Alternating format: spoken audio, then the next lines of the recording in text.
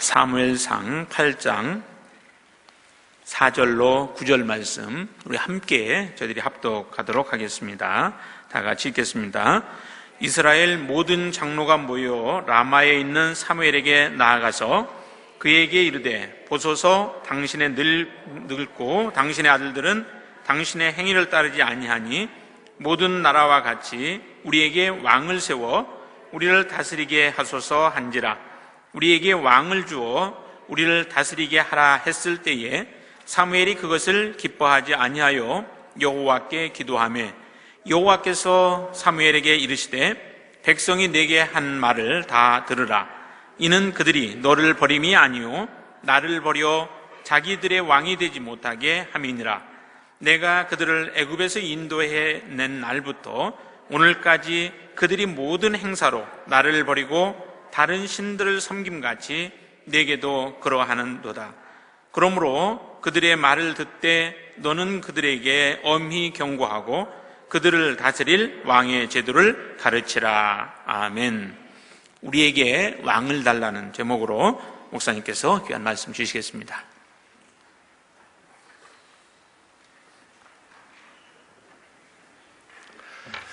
네, 다음 주간은 설 연휴 주간입니다. 그래서 기업마다 수요일부터 떠나는 분들이 계신데 설 연휴 기간 동안에 금요 기도회는 저희도 쉽니다. 그래서 가족과 함께 여러분들이 시간을 보내시고요. 그래도 아쉬운 분은 혼자 집에서 깊은 기도와 묵상의 시간을 가지셨으면 하고, 수요 예배는 제가 다음 주만 좀 빠지겠습니다. 가능한 한 외부 집회를 당분간 안 하려고 그러는데, 제가 여기 청빙되기 전에 9월에 집회 약속된 게 있습니다. 근데 10월로 미루고 11월로 미루고 12월로 미루고 계속 미루다가 설 연휴 주간에라도 좀 와서 해달라고 그래서 다음 주 수요일만 제가 한번 빠지고, 이후로는 아마 한 2, 3년간은 제가 교회 강단을 비우는 일이 없을 겁니다. 서운해하지 마시고 다음 주 수요일만 한 번만 양해를 해 주시기를 부탁을 드리고, 다음 주 금요일은 어떻게 한다고요? 가족과 함께 행복하게 보내시는 것도 기도예요. 그래서 기도하는 마음으로 가족들하고 즐거운 시간 가지시고 또 집에서 기도하는 시간을 꼭 가져주시고요. 우리 옆에 계신 분하고 인사 나누겠습니다. 날씨가 추워도 믿음은 뜨겁게 합시다 하고 인사하시겠습니다.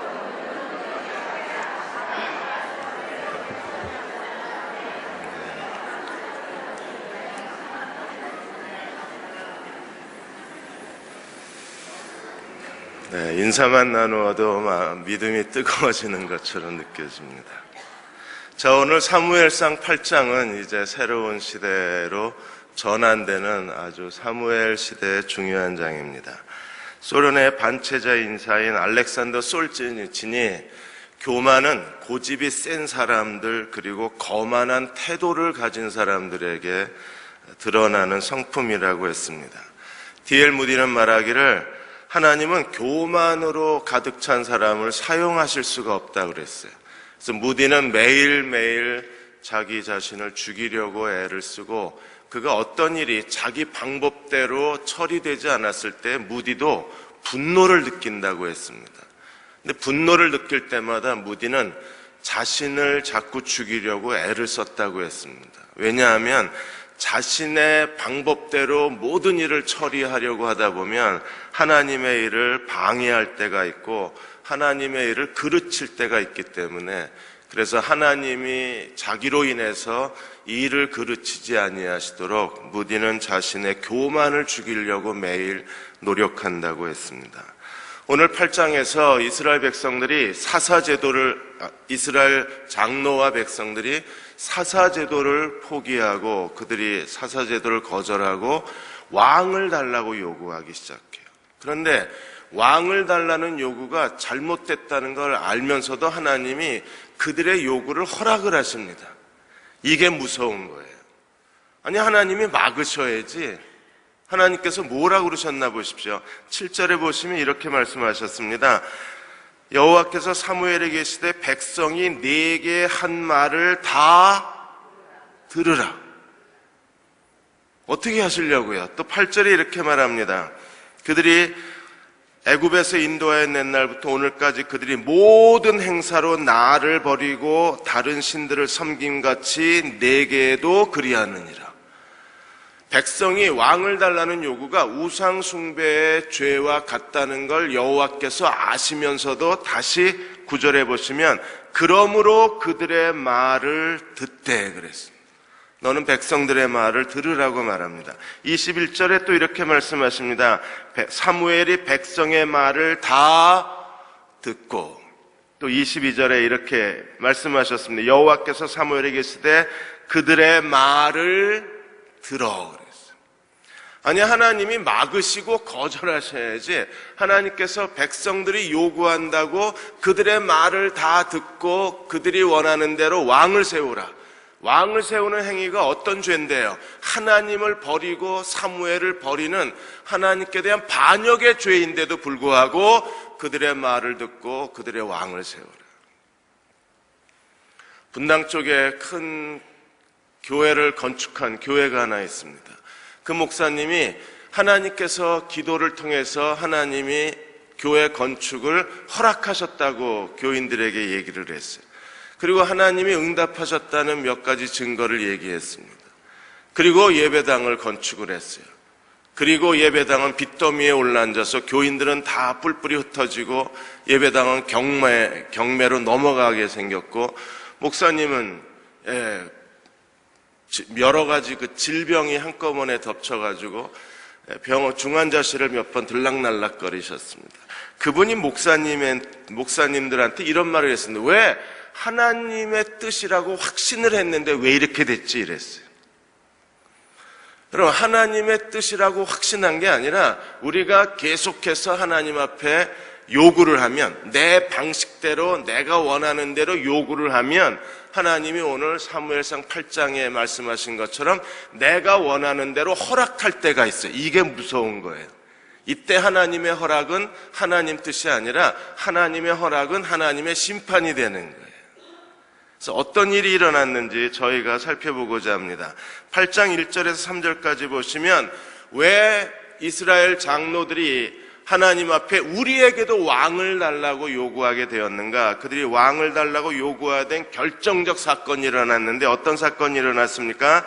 사무엘의 늙은이 그 아들들을 이스라엘 사사로 삼으니 장자의 이름은 요엘이요. 요엘의 이름의 뜻이 무엇입니까? 여호와는 나의 하나님이시라. 차자의 이름은 뭐예요? 아비야의 이름의 뜻은 무엇입니까? 여호와는 나의 아버지시라. 그들이 사사가 됐는데 어디에 사사가 됐어요? 브엘셀바에. 여러분, 사사직은 세습되는 게 아니에요. 세습 승계되는 게 아닙니다. 사사는 반드시 누가 세워야 합니까? 여호와가 친히 임명하시게 돼 있어요. 그러면 사무엘이 하나님의 뜻을 묻지도 않고 자기 아들들 요엘과 아비야를 사사로 세웠다면 이 자체가 하나님께 대한 반역행위인가요? 아니요. 그가 사사로 세운 게 아니라 지금 사무엘이 거주하는 지역에서 브엘셀바까지는 거의 한 80km 정도 떨어져 있습니다. 그러니까 사무엘이 나이 많아 늙어서 브엘셀바까지 그 사사로 통치를 할 수가 없으니까 자기 두 아들을 사사 보조자로 임명을 해서 브엘셀바에서 사사의 업무를 대행하게 한 거예요. 그러니까 사사직을 준 게 아니라 아버지를 돕게 한 겁니다. 그런데 어떤 일이 벌어졌습니까? 3절에 그의 아들들이 자기 아버지의 행위를 따르지 아니하고 이익을 따라 뇌물을 받고 판결을 굳게 했어요. 지금 변호사 영화가 1000만이 넘었습니다. 부당한 불의한 재판을 누가요? 사무엘의 아들들이 한 거예요. 사무엘은 어떤 사람이었는데 불의의 뇌물을 받지 않았던 사람입니다. 그런데 그 아들들은요, 뇌물을 받고 불의의 재판을 진행한 재판관들이 되어버리고 만 거예요. 그래서 이스라엘 장로들이 누가 떠올랐겠어요? 엘리와 두 아들이 떠오른 겁니다. 엘리의 두 아들의 죄로 인하여 이스라엘이 어떤 수치스러운 역사를 갖게 되었습니까? 여호와의 법궤를 빼앗기는 그 민족적 수치를 당하게 되었는데 사무엘의 두 아들마저도 이렇게 불의의 재판관으로 아버지의 행위를 따르지 않는 것을 보고 그들이 뭘 생각했겠어요? 우리 미래에 또다시 어두운 역사가 덮치겠구나. 미래에 대한 불안감이 온 겁니다. 그래서 이스라엘 장로들이 사무엘 앞에 나아가서 왕을 달라고 요구하게 된 거예요. 엘리는 두 아들의 교육을 게을리했습니다. 2장 29절에 우리가 본 것처럼 이미 그는 아들 교육을 포기한 사람이 엘리 제사장이었어요. 그런데 사무엘이 왜 이랬을까? 하나님 앞에 순수하고 정직하고 하나님 앞에 하나님과 동행했던 존경할 만한 사무엘이 어쩌자고 두 아들은 이렇게 키워놨을까? 여러분, 오늘 본문에 행위를 따르지 아니하고라는 말이 사무엘이 열심히 자식을 올바로 교육했음에도 불구하고 자식들이 벗어난 거예요. 그러니까 아버지 책임이 아니라 아들들의 책임으로 돼 있어요. 엘리의 두 아들은요, 아버지 책임입니다. 그런데 사무엘의 두 아들은 자식들 책임으로 기록되어져 있어요. 그러니까 사무엘이 온 마음을 다해서 자녀를 양육했음에도 불구하고 자녀들이 순종을 안 한 거예요. 왜냐하면 아버지는 그때까지 12장 3절에 가보시면 아버지는 그 상황에서도 계속해서 백성들에게 존경받는 사람이었습니다. 그래서 12장 3절에 내가 누구의 소를 빼앗았느냐, 누구의 나귀를 빼앗았느냐, 누구를 속였느냐, 누구를 압제했느냐, 내 눈을 흐리게 하는 뇌물을 누구의 손에서 받았느냐. 그때까지도 사무엘은요, 하나님 앞에 정직하고 하나님을 경외하는 사람이었어요.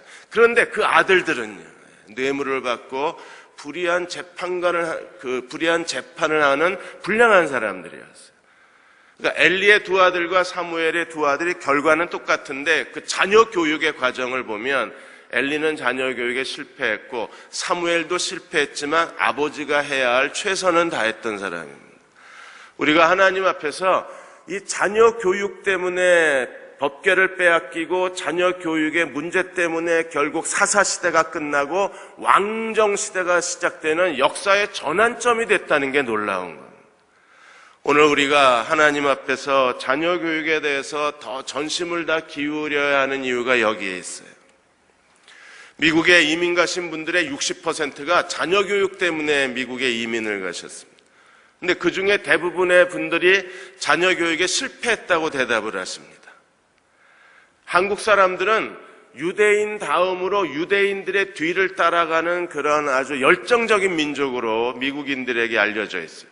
그래서 유대인들의 뒤를 따라가서 유대인들이 한 지역을 점령하고 그 경제 활동을 일으켰던 그 지역에 유대인들의 상점, 유대인들의 그 뒤를 따라서 유대인들의 상점을 독점하는 게 한국 사람들입니다. 유대인이 했던 과일, 채소 가게, 유대인이 했던 세탁소, 유대인이 했던 24시간 편의점 같은 거, 그 다음에는 한국인들이 다 점령해 가요. 그런데 유대인들은 자녀 교육에도 성공했는데 한국 사람들은 자녀 교육에 성공하지 못했습니다. 이유가 어디 있느냐 하면 유대인들은 철저하게 선민 공동체요, 자녀 공동체, 가정 중심의 공동체입니다. 그래서 부모가 제사장이 되어서 자녀들을 어려서부터 토라, 하나님 말씀을 가르칩니다. 난지 8일이 되면 할례를 행하고 아이가 말을 알아듣지 못하는 때가 돼도 난지 100일이 넘어가면 그때부터 부모가 토라를 읽어주기 시작하고 애가 말을 하기 시작하면 토라를 가르칩니다. 토라가 뭐예요? 창세기부터 신명기까지의 말씀입니다. 어려서부터 하나님 말씀을 계속 읽고 하나님 말씀을 계속 암송하고 하나님 말씀을 부모가 가르치기 때문에 이러한 토라 공동체 그리고 선민 공동체, 가정 공동체 안에서 유대인들은요, 자녀 교육에 성공할 수밖에 없었어요. 저희도 자녀들에게 유산을 물려줄 수 있다면 가장 하나님 앞에 거룩한 유산이 하나님 말씀을 읽고 암송하는 거예요. 가정에서도 교회에서도 우리는 하나님의 말씀을 읽고 가르치고 암송하는 일에 교회가 온 힘을 다 기울이고 여러분의 가정에서도 이 토라 공동체가 되고 하나님 말씀 공동체가 되도록 교회가 모든 노력을 다 기울일 것입니다. 어려서부터 하나님 말씀으로 양육한다면 그 아이들은 빗나가지 않을 거예요. 엘리 제사장의 두 아들처럼 사무엘의 두 아들처럼 이 극단적인 그 자녀 교육의 실패의 양면을 우리들은 경험하지 않을 수 있어요. 오늘이라도 하나님 앞에 무릎을 꿇고 해야 할 중요한 일이 있다면 다시 자녀들의 마음이 하나님 말씀으로 돌아오게 해야 합니다. 그리고 말씀에 사로잡혀야 합니다. 그리고 말씀의 아들들이 돼야 합니다. 그 아이들을 하나님이 마지막 때에 귀하게 쓰실 거예요. 두 번째로 4절에서 9절까지 이스라엘 장로들이 사무엘의 아들들조차 타락한 삶을 사는 것을 보고 5절에 보시면 당신은 늙고 당신의 아들들은 당신의 행위를 따르지 아니하니 모든 나라와 같이 우리에게 왕을 세워 우리를 다스리게 하라. 우리에게 왕을 달라고 요청을 해요. 그런데 우리는 신명기에 보시면 신명기 17장에서 하나님이 이미 모세에게 너희가 만일 왕을 세우길 원하면 왕을 세워도 좋다고 허락한 본문을 만나게 돼요. 신명기 17장에서 이미 하나님은 너희가 왕을 원하면 왕을 세우라 그랬습니다. 그런데 이스라엘 백성들이 장로들이 지금 왕을 세워 왕을 달라고 요청했을 때 사무엘이 그것을 굉장히 불쾌하게 생각을 했어요. 자, 5절에 다시 봅니다. 그에게 이르되 보소서 당신은 늙고 당신의 아들들은 당신의 행위를 따르지 아니하니 모든 나라 열방과 같이 우리에게 왕을 세워 우리를 다스리게 하소서. 왕을 달라는 요구 전에 뭐가 있어요? 다른 나라랑 같이.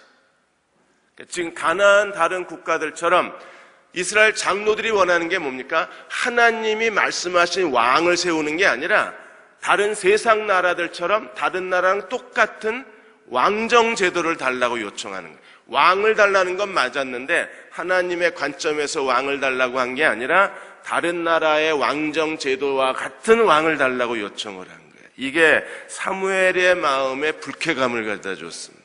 사무엘이 여호와께 기도했을 때 하나님 뭐라고 말씀하셨어요? 7절에 여호와께서 사무엘에게 이르시되 백성이 내게 한 말을 다 들으라. 이는 그들이 너를 버림이 아니요 나를 버려 자기들의 왕이 되지 못하게 함이라. 하나님을 왕좌에서 하나님의 보좌에서 끌어내리는 행위가 되어버리고 맙니다. 왜? 하나님은 왕이 너희가 왕정 제도가 필요하면 왕을 세우라 그랬는데 왕을 달라고 요청하니까 하나님이 그들의 행위를 나를 버렸다. 내가 왕이 되는 것을 그들이 버렸다고 말씀하셨을 거예요. 왜 그러셨습니까? 세 가지 이유가 있어요. 하나는 하나님의 때에 하나님의 방법으로 하나님이 왕정 시대를 여셔야 되는데 지금 이 사람들은요. 자기들이 사사 제도의 실패를 보고 사무엘의 아들들이 타락한 걸 보고 우리가 결정을 하는 거예요. 이게 인본주의라는 겁니다. 내가 판단해서 내가 결정하고 내가 요청을 하는 거예요. 사람에게 자유의지가 있기 때문에 하나님이 사람이 하나님의 말씀 듣기를 거절하고 계속해서 하나님의 뜻에 벗어나서 요구를 해도 때로는 하나님이 그걸 허락하실 때가 있어요. 여러분, 하나님의 허락이 하나님의 뜻이 아닙니다. 하나님의 허락이 하나님의 심판일 때가 있다는 거예요. 그래서 우리가 계속 하나님 앞에 하나님의 뜻에 대해서 관심도 없이 내가 판단하고 내가 요구하고 내가 하겠다고 주장하면 하나님이 허락하실 때가 있는데 그러나 그 행위 자체가 근본적인 동기는 뭐예요? 하나님을 버리는 행동이 될 때가 문제가 되는 겁니다. 하나님이 분명히 사무엘에게 말씀하시기를 너를 버렸고 나를 버렸다. 그래서 내가 더 이상 이스라엘을 다스리고 통치하는 그들의 왕이 되지 못하는 것. 여러분, 하나님이 왕이 되지 못하는 이 절대 반역의 엄청난 죄를 저질렀는데도 하나님 뭐라고 말씀하세요? 그들의 말을 들으라. 이게 첫 번째 이유입니다. 그들이 너무나 인본적인 사람 중심의 결정을 내리고 하나님의 뜻과 하나님의 때를 묻지를 않은 거예요. 두 번째 이유는 무엇입니까?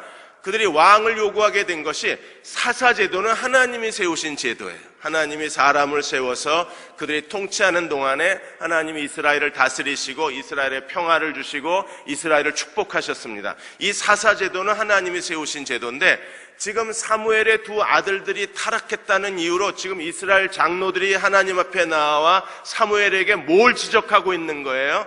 이 하나님이 세우신 사사제도가 결함이 있다는 겁니다. 왜요?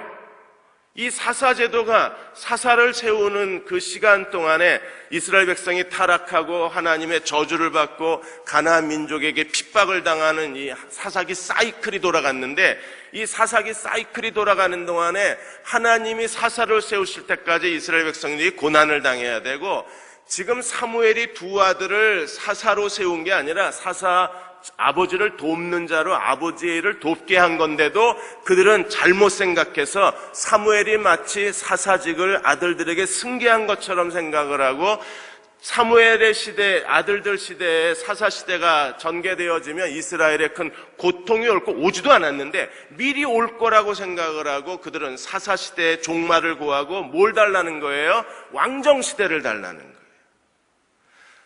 우리가 사람의 눈으로 하나님이 어떤 일을 하실 때에도 거기에는요 잘못이 있을 수 있고 실수가 있을 수 있고 그건 하나님이 실수한 게 아니라 사람이 실수하는 거잖아요. 하나님이 세우신 제도라고 할지라도 그 제도를 수행하는 사람은 누굽니까? 사람이에요. 그러니까 사람이 제도를 수행하다 보면 잘못할 수도 있습니다. 그런데 우리가 사람이 잘못한 것 때문에 하나님이 세우신 제도 자체를 거부할 수는 없는 거잖아요. 사사시대 이게 잘못됐다는 겁니다. 그리고 그들이 하나님보다 지금 더 똑똑한 거예요. 하나님이 세우신 사사시대 이게 시대에 뒤떨어지고 이게 봉건주의 시대고 이게 오늘 시대에 맞지를 않으니까 지금 우리는 하나님의 이 시대에 뒤떨어진 사사제도 우리 필요 없다는 거예요. 그리고 뭘 달라고요? 지금 가나안 다른 나라처럼 왕정제도 왕의 시대를 열겠다는 겁니다. 내가 하나님이었으면 이놈들이 이랬을 텐데 하나님께서 하나님이 세우신 제도를 거부하고 하나님의 왕권을 지금 거부하고 있는 거예요. 우리 더 이상 하나님의 통치를 안 받겠다는 거잖아요. 세 번째 이유는 뭐예요? 그들이 이 사사시대 자체가 잘못된 게 아니라 그들이 하나님 앞에 징계를 당하고 고난을 당하고 시련을 당한 건 무엇 때문이야 그랬습니까? 사사시대에 이 하나님의 제도에 결함이 있는 게 아니라 뭐 때문에 그들이 징계를 당했어요? 하나님과 바른 관계를 갖지 못했을 때 하나님을 버리고 우상을 섬겼기 때문에 징계를 당한 거지 사사시대의 정치적 이 하나님의 제도에 결함이 있어서 징계를 당한 게 아니잖아요. 그리고 7장에서 하나님이 그걸 보여주셨잖아요. 미스바 뭐예요? 하나님과의 바른 관계가 회복된 장소잖아요. 이스라엘 백성이 우상을 다 버리고 여호와께 회개하고 하나님과 바른 관계를 맺었던 장소가 어디예요? 미스바. 지난 금요일 날 우리가 들은 설교입니다. 그러자 미스바가 어디로 연결이 됐습니까? 에베네셀. 하나님이 여기까지 우리를 도우셨다. 하나님께서 우레를 바라셔서 블레셋 군대에 큰 승리를 주시고 이스라엘 군대가 블레셋 군대 도망치는 블레셋 군대를 추격해 가면서 하나님의 승리를 확장했잖아요. 그리고 그 하나님이 어떻게 하셨습니까? 여호와의 손이 사무엘에 살아있는 날 동안에 하나님이 블레셋을 막아 놓으셨어요. 하나님의 손이 블레셋을 막자 어떤 일이 일어났습니까? 잃어버렸던 블레셋 성읍을 다 되찾고 그리고 아모리 사람과 평화를 누릴 정도로 이스라엘이 강대국으로 지위가 향상되고 하나님께서 가는 곳마다 평안을 주시고 그래서 에베네셀이 어디로 이어졌어요? 사무엘의 순회 사역으로 이어졌잖아요. 하나님과 관계를 바로 갖기만 하면 오늘도 마찬가지입니다. 여러분들이 하나님과 바른 관계를 갖는 게 제일 중요한 거예요. 하나님과 바른 관계를 맺기만 하면 여러분의 매일매일의 삶이 미스바반 되면 하나님은 여러분의 매일의 삶에서 에베네셀 돌기둥을 세워주시는 하나님이세요. 바른 관계가 중요한 거지 제도나 조직이 잘못된 게 아닌 거예요. 미스바를 가지면 하나님이 에베네셀을 통해서 어떻게 이스라엘 백성들에게 승리와 평안과 부와 영광을 주셨는지 사무엘이 살아있는 날 동안에 사무엘상 7장에서 두 눈으로 똑똑히 목격을 하고도 이스라엘 장로는 지금 뭐라고 그럽니까? 사사제도가 잘못됐다는 겁니다. 자기들의 하나님 앞에 우상숭배의 죄와 자기들의 교만과 자기들의 나태와 자기들의 타락에 대해서는 전혀 죄책감이 없고 하나님이 세우신 사사제도가 잘못됐으니까 왕의 제도로 바꾸자는 거예요. 우리가 하나님 앞에 이스라엘 백성들처럼 그렇게 하나님의 관점에서 보지 못하고 사람의 관점에서 자기는 아무 잘못도 없고 하나님이 잘못됐다고 우겨댈 때가 많이 있잖아요. 여러분은 안 그러신가 봐요. 저는 가끔 그럽니다. 저를 못 보고 왜 하나님이 이러시냐고 한참 그렇게 생각하다가 가만히 생각하면 내가 잘못인가. 어느 목사님이 그 교회 장로님 한 분이 너무 힘들게 했나 봐요. 그래서 장로님을 위해서 내가 20일 새벽 기도를 하겠다. 그래서 매일 새벽마다 장로님을 회개시켜달라고 기도한 겁니다. 하나님, 장로 때문에 내가 목회를 못하겠으니까 이 고집센 장로 좀 회개시켜달라고 계속 기도를 한 거예요. 그런데 계속 기도하다 보니까 목사님 기도가 바뀌어져 있더랍니다. 하나님, 그 장로님을 사랑하지 못한 제가 잘못입니다. 기도가 바뀌어져 있더래요. 그리고 계속 기도를 했는데 나중에 하나님, 내가 죄인입니다. 이놈이 죄인입니다 하고 기도가 바뀌어져 있더래요. 이게 미스바가 되는 거예요. 장로님이 뭔 잘못이 있습니까? 다 목사 잘못이죠. 사랑하지 못하는 목사가 잘못이죠. 결국에는 자기 자신에게로 돌아온 거예요. 뺑 한 바퀴 돌아서 자기 가슴을 찢고 하나님 앞에 회개를 합니다. 그랬더니 장로님이 바뀐 건지 자기가 바뀐 건지 하여튼 장로님이 굉장히 친근감이 느껴지더래요. 더 이상 싫지가 않더랍니다. 장로님을 인정해 드리니까 그때서야 장로님도 이 목사를 인정을 하는 거예요. 당연히 교회가 안정될 수밖에 없죠. 이스라엘은 지금 자기들의 잘못이라는 걸 모르고 지금 모든 게 다 하나님 잘못처럼 생각이 되는 거예요.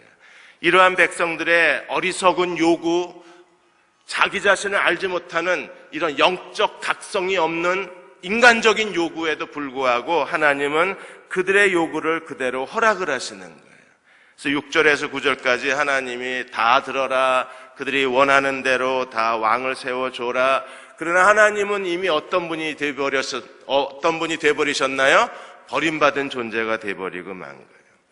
신명기 17장 14절에서 20절까지 하나님이 세우신 왕은 어떤 왕인가 하면 반드시 하나님이 택하셔야 돼요. 그 다음에 이 왕은 병마와 아내와 은금을 많이 두면 안 돼요. 그리고 평생 자기 옆에 그 제사장이 율법책을 복사해줘가지고 평생 자기 옆에 율법서를 곁에 두고 하나님 말씀을 읽고 여호와를 경외하는 왕이어야만 돼요. 이게 하나님이 세우신 신정적 왕입니다. 그런데 지금 이스라엘 장로가 원하는 것은 신정적 왕을 원하는 게 아니라 정치적 왕을 원하는 거예요. 다른 나라처럼. 이런 잘못된 요구에도 불구하고 하나님께서 그들의 요구를 응답해하고 그들의 원하는 대로 왕의 제도를 세우라고 말씀하시는 거예요. 여러분, 이 장면이 저희들의 마음을 너무나 두렵게 만드는 겁니다. 만일에 내 인생에서도 내가 하나님의 뜻이라고 착각하고 하나님 앞에 이걸 계속 요구를 했는데 하나님이 마지못해 허락하신 거라면 어떡하나 겁이 나는 거예요. 저희들이 어떤 상황에서도 이런 이스라엘 장로들이 처한 하나님의 허락이 하나님의 심판이 되는 이 위험성에서 벗어나려면 어떻게 해야 합니까? 사무엘의 두 아들이 타락하는 것 말건 우리는요, 하나님의 때까지 하나님께 순종하면 돼요. 끝까지 인내하고 순종하면 하나님도 다 보고 계시잖아요. 사무엘의 두 아들들이 지금 불의한 재판관으로 뇌물을 먹고 있다는 거 하나님도 알고 계시잖아요. 이스라엘 장로가 알았는데 하나님이 알았을까요? 몰랐을까요? 아셨어요. 그럼 하나님이 심판하시겠습니까? 안 하시겠습니까? 하실 거예요. 언제? 하나님의 때. 엘리의 두 아들이 여호와께 불량한 제사장이라는 거 하나님이 아셨어요? 모르셨어요? 아셨잖아요. 그래서 여호와의 사자를 보내고 사무엘을 통해서 하나님이 계속해서 엘리의 두 아들의 죄를 책망하셨잖아요. 그리고 결국에 하나님께서 블레셋과의 전쟁에서 심판하셨잖아요. 그러면 이번에도 그들이 하나님의 손에 맡겼어야 되는데 그걸 자기들이 처리하고 자기들이 해결하려고 하다 보니까 이게 시대가 바뀌어버리는 거예요. 사사시대에서 왕정시대로 바뀌는 겁니다. 끝까지 하나님께 순종한다는 게 참 어려운 거예요. 침례교단에 전치규 목사님이라는 분이 계십니다. 이분이 패닉 선교사, 침례교 캐나다 패닉 선교사가 그 신학생들을 모아놓고 이제 선지자 학교처럼 목사를 키워내는 훈련을 하고 계셨는데 어느 날 패닉 선교사가 그 학생들에게 다 물을 하나씩 주면서 이 물을 거꾸로 심으라고 그랬대요. 그래서 다른 학생들이 저 패닉 선교사가 한국말을 잘 못하니까 물을 심으라는 말을 한국말을 잘 못하니까 거꾸로 심으라고 그랬을 거라 자기 나름대로 해석하고 다 물을 똑바로 심은 겁니다. 근데 전치규 목사님은 아무리 한국말을 못하는 목사님이라도 거꾸로 심으라고 하면 거꾸로 심어야지. 그리고 전치규 목사님은 거꾸로 물을 심어 놓은 거예요. 나중에 다 심었다고 하는 말을 듣고 패닉 선교사가 나가보니까 다 똑바로 심어 놓고, 왜? 똑바로 심어야 상식적인 거잖아요. 패닉 선교사 한국말을 못하고. 그러니까 분명히 이게 명령이 잘못된 거잖아요. 그런데 전치규 목사님만 거꾸로 심어 놓은 거예요. 그럼 이 얘기가 프란시스 얘기에도 나와요. 프란시스가 어느 날 제자들에게 배추를 거꾸로 심으라고 얘기를 했대요. 그 얘기가 패러디인 건지 모르겠지만 어쨌든 거꾸로 심었어요. 그래서 패닉 선교사가 전치규 목사님을 데리고 침례교 성경을 번역한 게 그게 원산 번역입니다. 저도 한 권 갖고 있습니다. 원산 번역. 그 번역을 하는데 패닉 선교사의 오른팔처럼 패닉 선교사가 모든 걸 신뢰하고 함께 번역을 했던 분이 전치규 목사예요. 여러분, 이게 순종할 수 있나요? 오늘 저에게 누가 패닉 선교사가 나타나가지고 저한테 야, 조경호 목사 거꾸로 심어라. 이건 뭐 잘못, 제가 다시 가서 물어봤을 거예요. 카톡으로 거꾸로 심는 거 제대로 하신 거냐고, 혹시 한국말 몰라서 잘못 얘기하신 거 아니냐고 저는 분명히 확인했을 거예요. 확인하고도 거꾸로 심으라고 그러면 다시 또 가서 이메일을 통해서 또 물어봤을 겁니다. 이 뭐 잘못됐는데 그 거꾸로 심으면 다 죽습니다. 이걸 제대로 우리가 키워 먹으려면 바로 심어야 됩니다. 저는 끝까지 패닉 선교사를 설득을 했을 거예요. 이거 바로 심으셔야 된다고. 순종하기가 쉬운 게 아닙니다. 하나님이 우리를 어느 자리에 두시고 여러분의 인생에 지금 어떤 어려움이 있고 어떤 시련이 있고 이건 뭐가 잘못돼 가고 있는 거예요. 분명히 이건 뭐가 잘못돼 가고 있음에도 불구하고 하나님이 말씀하지 않은 이상, 하나님이 나에게 구체적으로 어떤 지시가 없는 한 그 자리에 서서 어려움을 겪고 아픔을 겪으면서 그 자리에 서 있는 사람들을 통해서 하나님은 하나님의 뜻을 펼쳐가고 하나님의 더 놀라운 계획들을 우리에게 말씀해 주기 시작하실 거예요. 순종하는 마음을 달라고 기도하는 종들이 되시기를 주의 이름으로 축원합니다. 그러자 하나님이 사무엘을 통해서 10절에서 19절까지 18절까지 만일에 이 권력형 왕, 보일러 냄새 나는, 네, 이것 좀 체크 좀 하십시오. 꺼서 그래. 네. 막 걱정하는 눈빛이 막 여기저기서 불 안 난답니다. 걱정하지 마십시오. 그냥 우리는 성경만 더 봅시다. 10절에서 18절까지 만일 그들이 백성들이 원하는 권력형 왕정제도, 정치적 왕정제도를 세우게 되면 어떤 일이 일어나는지 하나님이 엄하게 경고를 하셔서 어떤 일이 벌어지느냐 하면, 자 11절 12절에 보시면 11절 12절에 너희의 아들들을 데려다가, 12절 또 너희의 아들들을, 그래서 아들들을 데려다가 군대에 조직을 하고 군대의 소모품으로 쓰게 될 것이고, 13절에 너희의 딸들을 데려다가, 그래서 그들을 왕정의 부엌의 부엌대기로 다 소모시킬 것이고 14절에 너희의 밭과 포도원과 감난원에 제일 좋은 걸 가져다가 청와대 직원들에게 월급을 줄 것이고 15절에 너희의 곡식과 포도주의 소득의 11조를 가져다가 대전시청의 공무원들 월급을 주고 문화동 동사무소 월급을 주게 될 것입니다. 그리고 16절에 너희의 노비와 가장 아름다운 소년과 나귀들을 전부 착취에다가 정부의 재정으로 쓸 것입니다. 그리고 17절에 너희 양떼 10분의 1을 거두어 가리니 그래서 지금 세금 때문에 사업하기가 어렵다고 그러는 겁니다. 이 모든 일들이 권력형 왕정 제도에서 일어나 너희를 착취하고 너희의 자녀들을 괴롭히고 너희의 재산을 빼앗고 결국 너희는 왕권의 소모품이 될 것이다. 하나님이 이렇게 경고하시고 18절 같이 한번 읽어보겠습니다. 그날에 너희는 너희가 택한 왕으로 말미암아 부르짖되 그날에 여호와께서 너희에게 응답하지 아니하시리라. 만일에 계속 너희가 왕정제도, 권력형 왕정제도를 원하면 결국 너희에게 이런 일이 일어날 수밖에 없다고 경고하고 그날에 너희가 내게 부르짖을지라도 나는 응답하지 않겠다. 이게 하나님의 무서운 심판이에요. 우리가 오늘 하나님 앞에 믿음을 달라고 기도하고 끝까지 믿을 수 없는 상황에서도 믿고 순종하는 아브라함의 믿음을 달라고 요청해야 돼요. 아브라함이 바랄 수 없는 중에 바라고 믿었다고 했습니다.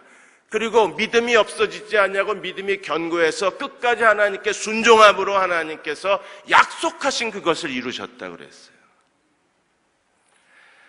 찰스 잉글리시라는 유명한 전도자 한 분이 계십니다. 이분이 어느 날 대서양 횡단하는 배를 탔는데 그 선장하고 대화를 나누다가 선장이 불과 2달 전에 조지 물러를 만났다는 얘기를 이 잉글리시에게 얘기를 해준 거예요. 그래서 그분을 만났느냐? 조지 물러를 만난 선장이 미지근한 신앙에서 역동적 신앙으로 자기 믿음이 바뀌었대요. 무슨 일이 있었는데 그랬느냐? 그랬더니 조지 물러를 태우고 캐나다 퀘벡으로 가던 중에 대서양을 건너서 캐나다 퀘벡으로 가는데 너무나 안개가 짙게 껴서 배를 운행을 못하고 정지해 있었답니다.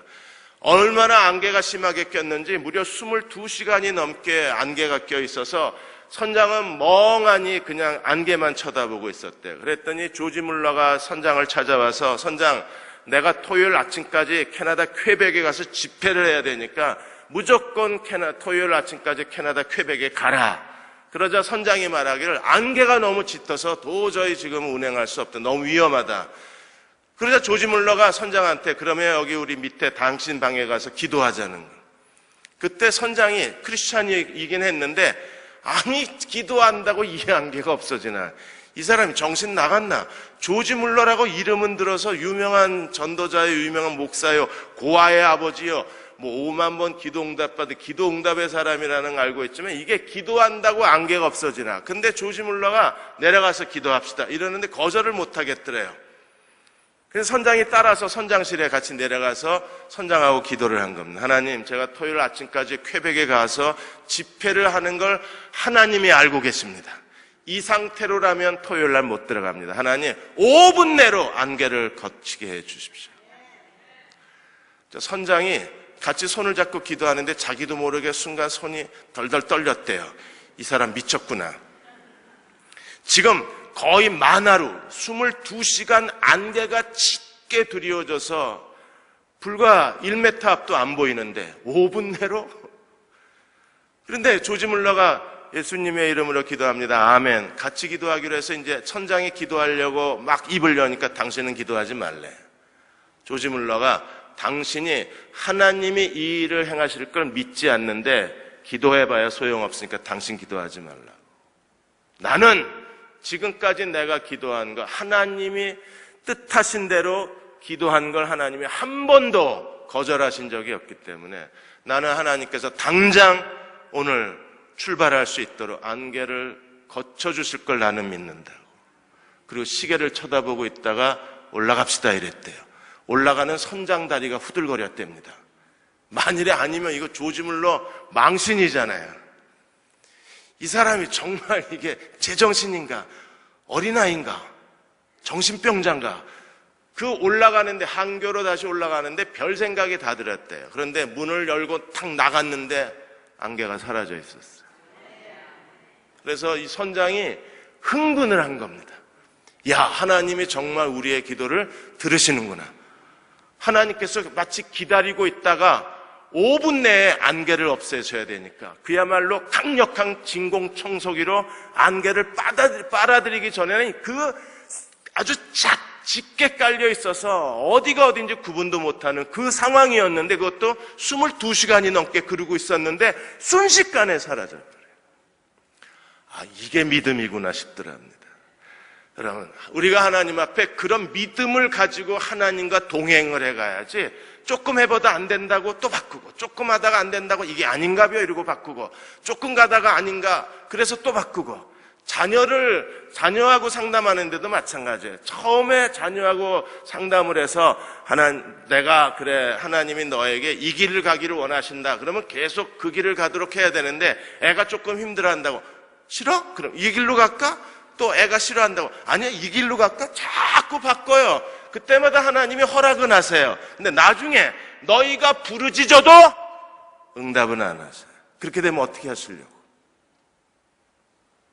가끔은 그냥 묵직하게 가세요. 묵직하게.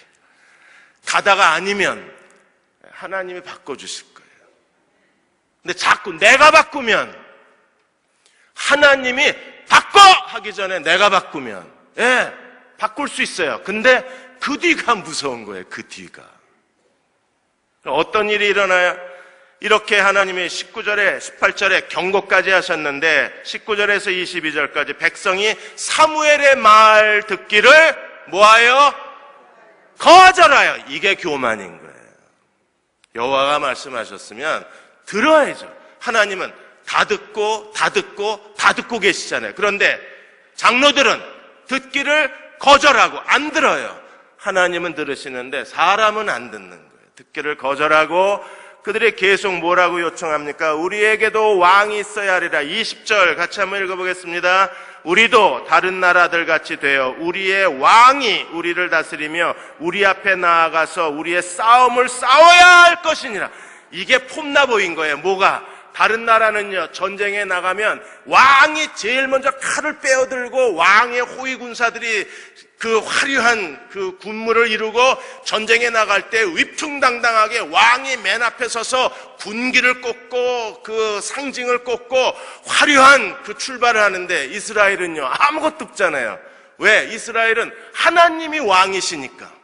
여호와의 전쟁이고 여호와가 싸우셨고 여호와가 이기게 하셨는데 그건 없잖아요. 왕의 행렬은 없는 거잖아요.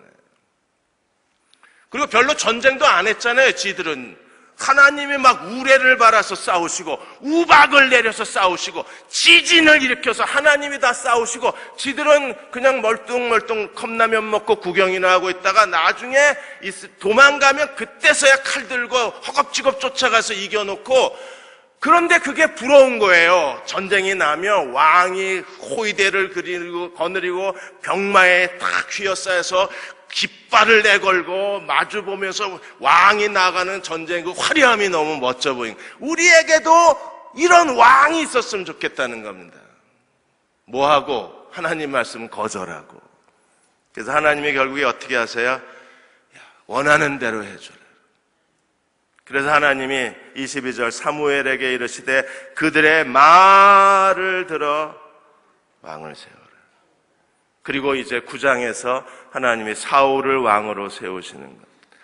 저도 사람들을 상담하고 어떤 일에 대해서 같이 상담을 하고 또 목사님들 컨설팅을 해주고, 이렇게 하는 게 하나님 뜻이고 이렇게 하는 게 하나님께서 가지고 계신 계획인 것 같다, 이렇게 가셨으면 좋겠다고 얘기를 하면 결국에 다 듣고는 그냥 제가 하고 싶은 대로 하겠대요. 그런데 그분이 하고 싶은 대로 하면 그 결과가 너무 눈에 보이는 거예요. 그런데도 이분은 결국엔 자기가 결정하고 자기 방식대로 해요. 그 몇 년 지나다 보면 결국 예상했던 일이 일어나는 거예요. 그때는요, 시간도 너무 많이 허비했죠. 이미 삶에 대한 의욕 다 꺾여졌죠. 주변에 도와줄 사람 다 없어졌죠. 그때 가서 다시 찾아와서 이젠 어떻게 하냐요. 그땐 저도 방법이 없어요. 그냥 상투적으로 얘기해 줄 수밖에 없어요. 형식적으로. 지금이라도 다시 무릎 꿇고 기도하십시오. 하나님이 혹 우리의 실수를 우리의 선으로 바꾸셔서 새로운 기회를 주실지 모릅니다. 근데 이게 상투적인 게 아니라 실제로 하나님은 어떤 분이세요? 우리의 실수를 오히려 기회로 만드셔서 하나님이 새로운 시대를 열어가시는 거예요. 왕을 달라고 하는 그들의 행위는 반역행위입니다. 사무엘을 불쾌하게 만들었고 사무엘을 버리고 하나님을 버린 행위였습니다. 그럼에도 불구하고 하나님이 그것을 허락하심으로 왕정제도의 폐해가 눈앞에 보이지만 하나님은 그 미래를 그들이 당한 고통과 불행을 미리 설명해 주시고 그들의 요구를 통해서 왕정시대로 하나님의 구속사를 전환시켜 버리시는 거예요. 그 하나님 앞에 우리가 다시 서야 돼요. 그리고 하나님께 우리 자신을 위탁하면 우리가 실수하고 잘못하고 실패했을지라도 하나님은 그 실수와 실패를 통해서 내 인생을 향한 또 다른 기회를 허락해 주시는 하나님이시기 때문에 그래서 우리가 끝까지 순종하고 끝까지 하나님을 믿어야 하는 이유가 여기에 있는 거예요. 그래도 믿고 그래도 순종해야 합니다. 왜? 하나님이 내가 저지른 실수, 내 판단대로 내가 하고 싶은 대로 내가 결정한 일이 결국 내가 나를 실패케 했을지라도 하나님은 그걸 가지고 내 인생에 새로운 기회를 만들어 주시기 때문에 끝까지 순종하고 끝까지 믿어야 되는 거예요. 여러분, 진주가 조개나 굴에 들어가면 그게 아비큘레테라는 그 안에 들어가게 되면 조개가 낙하라는 물질을 만들어요. 그래서 낙하라는 물질을 만들어서 계속 모래알을 쌓아요. 모래알을 계속 쌓고 쌓아서 그게 결국 진주조개가 되는 겁니다. 그런데 만일에 조개가 선택을 해야 된대요. 모래알이 계속 수없이 들어오는데 어떤 모래알은 빠져나가는데 어떤 모래알은 이에 살에 박히게 되면 여기서 염증을 일으키고 결국은 괴사를 일으켜서 조개나 굴을 죽이게 된다는 거예요. 그래서 조개가 빨리 낙하라는 물질을 만들어서 모래알을 계속 감싸주지 않으면 모래알 때문에 죽는 거예요. 우리는 하나님이 주시는 고난이 있고 내가 만든 실수가 있어요. 이건 모래알 같아요. 계속 우리들의 삶에 이 모래알이 들어와요. 어떤 건 그냥 없어집니다. 그건 정말 은혜 중에 은혜예요. 그냥 없어져 버리면. 그런데 어떤 건 남아서 내 인생에 염증을 일으키고 내 인생에 더 큰 고통을 일으킬 수가 있어요. 이럴 땐 어떻게 합니까? 하나님께서 내 인생에 내가 만든 실수를 낙하라는 물질을 하나님이 뒤덮으셔서 그게 내 인생의 가장 고귀한 진주로 만들어내시는 건 누가 하실 수 있는 거예요? 하나님만이 하실 수 있는 거예요. 근데 진주가 만들어지려면요, 오랜 시간 조개는 계속 낙하라는 물질을 분비해서 계속 이걸 감싸줘야 돼. 그래야 자기도 살고 그 모래알, 고통의 모래알은 오히려 가장 값진 진주로 바뀌어지는 것처럼 하나님 앞에 우리가 어떤 삶의 태도를 갖고 있다고 할지라도 오늘 우리에게 제일 중요한 것은 어떤 일이 일어나도 내가 오늘 서 있는 자리에서 우리가 해야 할 가장 중요한 일이 무엇입니까? 그래도 하나님을 믿고 그래도 하나님께 순종하는 거예요. 그러면 하나님이 모래알을 진주로 바꿔내시든지 장로들의 요구를, 이 반역의 요구를 하나님이 오히려 하나님의 새로운 시대적 전환의 섭리로 만들어내시든지, 그건 누가 하실 일이에요? 하나님의 주권이 하실 일이에요. 오늘 이 믿음과 순종함으로 하나님 앞에 그 하나님 보좌 앞을 떠나지 아니하고 하나님 보좌 앞에 서 있는 저와 여러분이 되셔서 하나님께서 우리의 삶에 끊임없이 새로운 기회를 주시고 새로운 축복들을 허락해 주시고 더 넓은 길을 허락하여 주시는 믿음의 종들이 되시기를 주의 이름으로 축원합니다. 예수 우리 왕이와 함께 찬양 부르고 기도하는 시간을 갖겠습니다.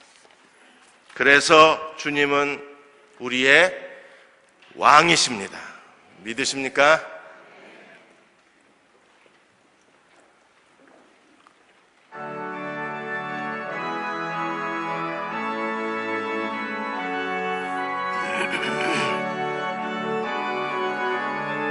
예수 우리 왕이여, 예수 우리 왕이여, 이곳에 오소서, 이곳에 오소서. 보좌로 주여 임하사, 보좌로 주여 임하사 찬양을 받아 주소서. 찬양을 받아 주소서. 주님을 찬양하오니, 주님을 찬양하오니, 주님을 경배하오니, 주님을 경배하오. 왕이신 예수여, 왕이신 예수여, 좌정하사 다스리소서, 다스리소서. 주님을 찬양하오니, 주님을 찬양하오니,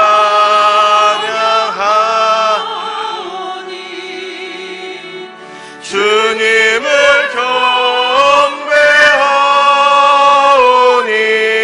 왕이신 예수여, 예수여, 좌정하사 다스리소서.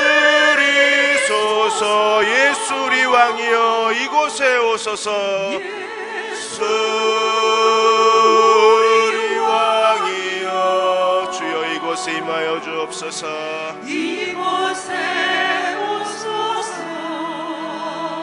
보좌로 보좌로 주여 임하사 주여 임하사 찬양을 받아 주소서. 찬양을 받아 주소서. 주님을 찬양하오니,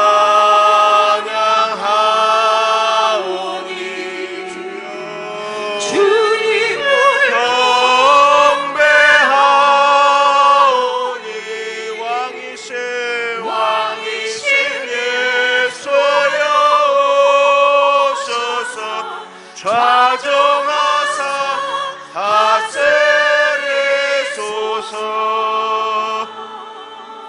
이 시간 우리 함께 기도하겠습니다. 힘드십니까? 어려우십니까? 이건 아니라고 판단이 되셨습니까? 예, 그건 아닙니다. 뭔가 잘못되고 있다는 걸 느끼셨습니까? 예, 잘하셨습니다. 그러나 하나님께서 바꾸라 하시기 전에 좀 더 기다려 주십시오. 하나님께서 이렇게 하라고 분명하게 지시하기 전까지 내가 내 생각대로 판단하고 내 생각대로 길을 바꿀 수는 없습니다. 혹 그러셨을지라도 괜찮습니다.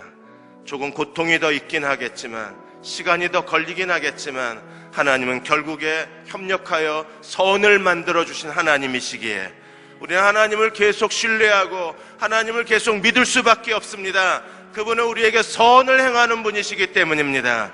하나님, 우리에게 믿음을 더하여 주옵소서, 순종함을 더하여 주옵소서, 인내를 더하여 주옵소서. 함께 통성으로 기도하겠습니다. 주여, 우리에게 믿음을 더하여 주시기 원합니다. 주여, 우리에게 순종함을 더하여 주옵소서. 사람의 생각과 사람의 판단과 사람의 이성대로 우리가 움직이지 않게 도와주시고, 하나님, 사람의 생각에 사로잡히지 않게 도와주시고, 하나님이 판단하라고 말씀하실 때 판단하고, 하나님께서 결정하라고 말씀하실 때까지 하나님 미루었다가 결정하고, 하나님이 이렇게 하라 저렇게 하라 지시하실 때까지 미련할 정도로 기다릴 줄 아는 저희들 되게 해주시기를 원합니다. 오 하나님, 저희가 사람의 생각에 사로잡히지 않게 도와주시고, 사람의 생각으로 이끌려가지 않게 도와주시고, 하나님, 오직 하나님만을 의지하고 하나님만을 바라보게 도와주시옵소서. 아버지, 우리의 믿음 없음을 긍휼히 여겨주시기 원합니다. 믿는다고 말하면서도 여전히 내가 내 인생의 왕이요 내 인생의 주인입니다. 하나님, 내 생각대로 움직일 때가 많이 있습니다. 주여, 우리로 하여금 같은 잘못을 범하지 않게 하여 주시옵소서. 믿음을 갖게 하여 주시옵소서. 순종함으로 나아가게 하여 주옵소서. 하나님을 의지하고 순종할 줄 알게 하여 주시옵소서. 주여 우리에게 순종의 마음을 더하여 주시옵소서. 오 주여 임하여 주시옵소서.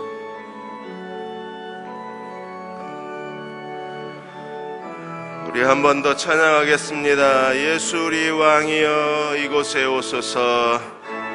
수 우리 왕이여 이곳에 오소서. 보좌로 주여 임하사 보좌로 주여 임하사 찬양을 받아 주소서. 찬양을 받아 주소서. 주님을 찬양합니다. 주님을 찬양하오니 주님을 경배합니다. 주님을 경배하오 왕이신 예수여. 왕이신 예수여 오셔 좌정하사 좌정하사 다스리소서. 우리 다 일어나셔서 주님을 찬양하오니 주님을 찬양하오니 주여. 주님을 경배하오 왕이신 예수여. 왕이신 예수여 오셔서 좌정하사 다스리. 우리 한 번 더 찬양합니다. 주님을 찬양하오니 주님을 찬양하오. 주님을 경배합니다. 주님을 경배하오니 왕이신 예수여. 왕이신 예수여 오셔서 좌정하사 다스리소서. 자, 우리 축도하기 전에 한 번만 더 기도하겠습니다. 하나님, 주님이 나의 왕이신데 주님이 나를 통치하시고 다스리고 계신데 내 맘대로 결정하고 내 맘대로 판단하고 내 생각대로 살아왔습니다. 하나님, 같은 잘못을 범하지 않게 하여 주옵소서. 같은 죄를 짓지 않게 하여 주옵소서. 어떻게 해야 내가 더 이상 내 인생의 왕이 아니라 내 인생의 주인이 아니라 주님이 내 인생의 주인이시고 주님이 내 인생의 왕이시고 주님이 우리 자녀들의 왕이시고 내 가정의 왕이시고 내 사업체의 왕이신데 교회의 머리가 되셨는데 하나님, 우리가 주님을 왕으로 섬기고 왕의 통치 가운데 사는 주의 백성 되게 도와주옵소서. 하나님, 우리가 내 생각대로 내 판단대로 내가 하고 싶은 대로 해왔던 것들을 용서하여 주시고 하나님, 잘못된 게 있다면 하나님 선으로 바꾸어 주시기 원합니다. 우리의 죄를 책망하시고 하나님, 우리의 결정을 하나님의 결정이 되게 하여 주옵소서. 우리 한 1분만 한 번 더 기도하겠습니다. 아버지 하나님, 내가 내 인생의 왕이었습니다. 내가 내 인생의 주인이었습니다. 하나님 앞에 우리의 죄를 고백하고 참회합니다. 회개합니다. 주여, 우리의 죄를 용서하여 주시고 우리의 교만을 용서하여 주시기 원합니다. 하나님, 내가 고집센 사람입니다. 내가 거만하고 완악했습니다. 하나님, 내가 하고 싶은 대로 해왔습니다. 하나님, 우리의 잘못을 용서하여 주시고 하나님 앞에 굴복하게 하여 주시옵소서. 하나님, 뜻대로 행하게 하여 주옵소서. 다시는 사람의 생각으로 행하지 않게 해주시고 하나님 생각대로 살아가게 하여 주옵소서. 하나님, 말씀을 듣게 하여 주옵소서. 귀를 막은 이스라엘 장로들처럼 귀를 막지 않게 해주시고 하나님 말씀하실 때 들을 줄 알게 하여 주시옵소서. 그렇게 하나님 역사하여 주시옵소서.